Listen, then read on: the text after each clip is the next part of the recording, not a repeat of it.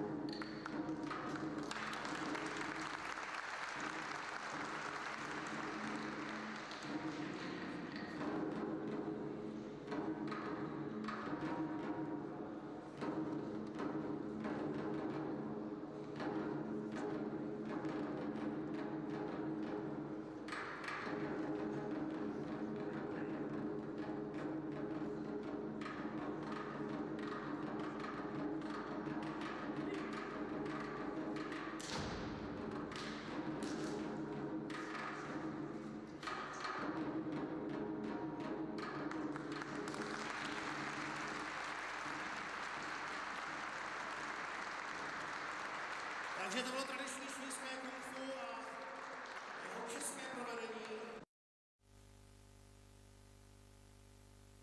Sponzory pořadu jsou...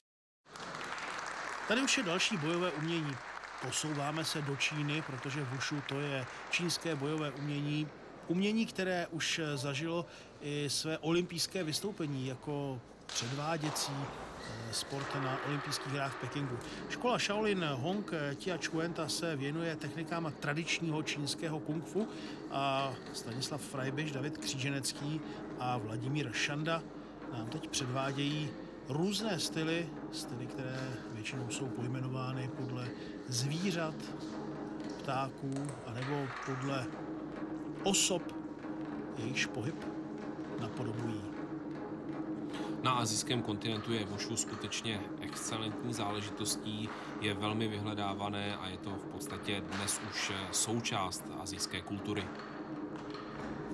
Také v Pekingu při olympijských hrách, když se konaly ty vložené neolympijské, ale ukázkové soutěže ve Wushu, tak byla sportovní hala nabitá do posledního místečka a diváci aplaudovali vystoupení rozhodně nejenom čínských závodníků, protože Wushu se cvičí, jak už bylo řečeno, po celé Asii, ale stále víc a víc týmů, stále víc a víc jednotlivců se věnuje tomuto bojovému umění také v Evropě. Wushu už také vytvořilo své sportovní formy a sportovní vystoupení. V té sportovní podobě je to taková kombinace bojového umění, bojového sportu a dalo by se říct i tance, baletu. Je to velmi silně propojeno s hudbou a je to skutečně esteticky hodně zajímavý zážitek.